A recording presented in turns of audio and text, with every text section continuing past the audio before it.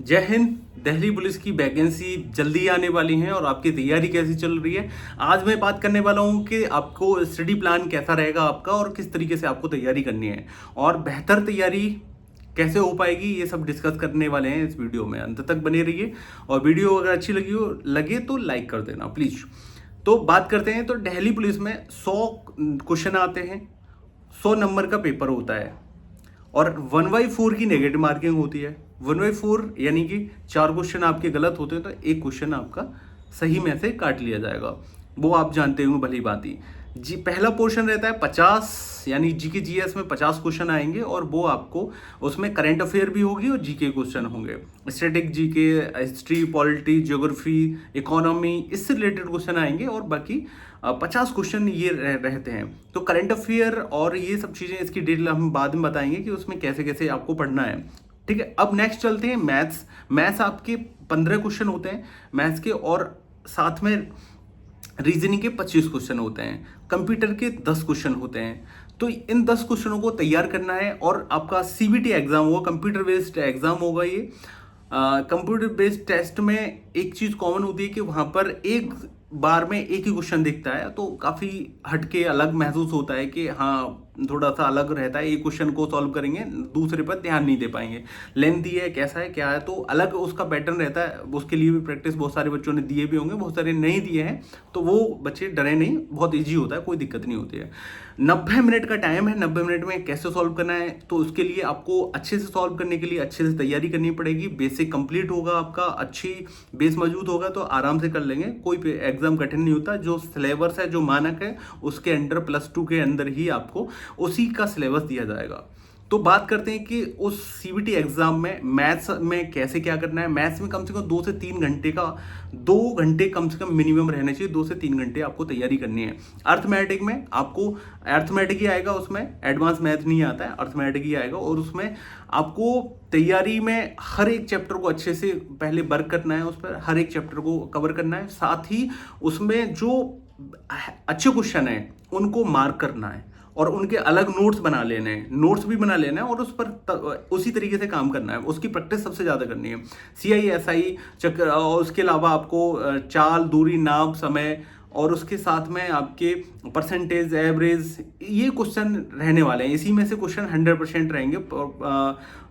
बट्टे वाले क्वेश्चन वगैरह इस तरीके के क्वेश्चन रहेंगे, मेंसुरेशन वगैरह एक क्वेश्चन देखने को मिलेगा। तो साथ अब जब मैथ्स को 2 से 3 घंटे देंगे तो मैथ्स आपका ज़्यादा हार्ड नहीं आता, लेकिन आप कवर कर लेंगे।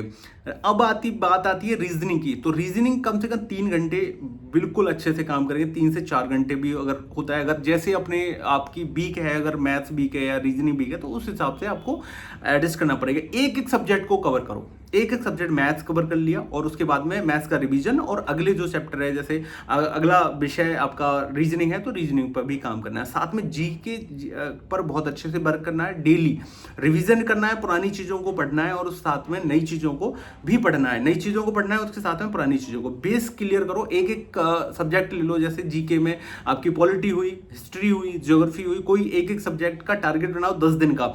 एक बुक ले लो और बुक से तैयारी करो।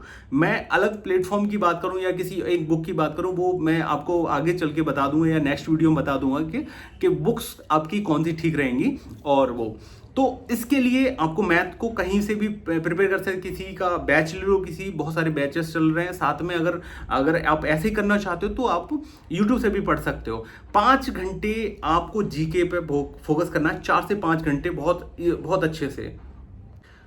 उसके बाद जीके में करंट अफेयर का एक चैनल, जैसे बहुत सारे एग्जाम है, क्रैक एग्जाम है, नेक्स्ट एग्जाम है, इनके चैनल ले लो और इन चैनलों से पर डे 10 मिनट या 20 मिनट 10 मिनट की क्लासेस रहती हैं, लगभग 10 मिनट पर डे आप देख लोगे, बेसिक उनके नोट्स बना लो, तो वो उससे भी आपकी जीके करंट अफेयर कंप्लीट हो जाएगी। लेकिन करंट अफेयर का बहुत ब्रॉड सिलेबस है, कौन से क्वेश्चन फंसेंगे कौन से नहीं फंसेंगे ये कोई फिक्स नहीं है, लेकिन तैयारी बिल्कुल करनी है और 100 वैसे फंस जाते हैं लगभग क्वेश्चन। तो करंट अफेयर एंड तक पढ़नी है, जब तक एग्जाम का लास्ट डे होता है उससे एक दिन पहले तक ही आपको करंट अफेयर को भी पढ़ना है। और करंट अफेयर के अलावा इसके बाद आप कंप्यूटर की बात करें तो कंप्यूटर 30 से 40 मिनट आप पर डे आप पढ़ लें। अभी से 5 महीने का टाइम है, 4 से 5 महीने का टाइम है, तो उसमें आप कवर कर लेंगे, बिल्कुल कवर कर लेंगे। तो ये आपका सिलेबस है, इसको बहुत अच्छे से आप कवर करिए, पढ़िए और बेसिक जो जो हर एक चैप्टर में जो जो टॉपिक कठिन लग रहा है उस पर ज़्यादा वर्क करिए। उनको यूट्यूब से अलग क्लासेस ले लिए, बहुत सारी क्लासेस सर्च कर लोगे वहाँ से मिल जाएंगी, अन्यथा किसी एक प्लेटफॉर्म से आप पढ़ सकते हो जहाँ से आपको ठीक लगता है। बैच ले लिए, टारगेट बनाइए, पर डे का टारगेट 8 से 10 घंटे की रेगुलर पढ़ाई। अब तो फिलहाल में 10 से 12 घंटे पढ़ाई करनी पड़ेगी, अब जितना ज़्यादा पढ़ सकते हैं उतना पढ़िए और आपके ऊपर है। अगर बिल्कुल बेसिक से आज ही अगर 12th पास किए हो, 18 साल उम्र है, पहली बार फॉर्म डाल रहे हो तो पहली बार भी सिलेक्शन हो ले लोगे आप। 10 से 12 घंटे पढ़ना पड़ेगा आपको, और क्योंकि समय कम है इसीलिए 10 से 12 घंटे पढ़ने वाले नहीं, 8 घंटे काफ़ी होता है, इनफ है इसके लिए। लेकिन अगर समय कम है और वो तो भाई टाइम तो बढ़ाना पड़ेगा। तो ये जो टाइम आपका जो बन रहा है 2 घंटे, 2 से 3 घंटे मैथ और 3 घंटे रीजनिंग, जीके में 4 से 5 घंटे का टाइम और 30 से 40 मिनट आपका कंप्यूटर डेली, इतना करेंगे तो आपको 10 से 12 घंटे का टाइम बन रहा है ये, और इतने में आपका सिलेक्शन 100% हो जाएगा।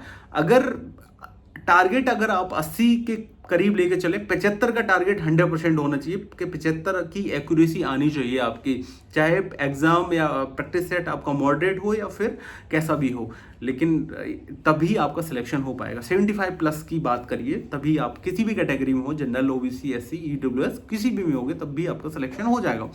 और अपने खुद के नोट्स बनाएं, जो आपको टॉपिक ठीक लगता है और जो आपको क्वेश्चन हार्ड लगता है, अलग हट के लगता है, तो उसको आप अपने एक नोटबुक में नोट करें। और इस तरीके से आप करेंगे और प्रैक्टिस में वो आपको एग्जाम से पहले रिवीजन में काम करेगा। ये नोट क्या फ़ायदा करता है कि नोट आपका जब आप एग्जाम देने जा रहे होते 1 दिन पहले या 2 दिन पहले, वो आपका नोट आपके लिए रामबाण का काम करता है, वो आपके लिए हमेशा मदद करेगा। तो प्लीज़ जो बच्चे अब तैयारी कर रहे हैं या फिर करने जा रहे हैं या फिर सोच रहे हैं, तो प्लीज़ वो करना शुरू कर दो। और हाँ, जिन्होंने डीएल नहीं बनवाया है वो अपना डीएल बनवा सकते हैं, लेकिन अभी लर्निंग का ही टाइम है, लाइट का नहीं हो पाएगा क्योंकि उसमें लाइट का चाहिए। तो पहले से काफ़ी टाइम पहले भी मैंने बताया था कि उसके लिए आपको डीएल की ज़रूरत होती है, फीमेल के लिए डीएल की आवश्यकता नहीं होती। तो प्लीज़ सभी लोग अपनी अपनी तैयारी अच्छे से करना शुरू कर दो, और बाकी कोई भी क्वेरी होगी तो हम लोग डिस्कस करते रहेंगे। और अगर वीडियो अगर अच्छी लगी हो तो प्लीज़ लाइक कर देना। Thank you so much.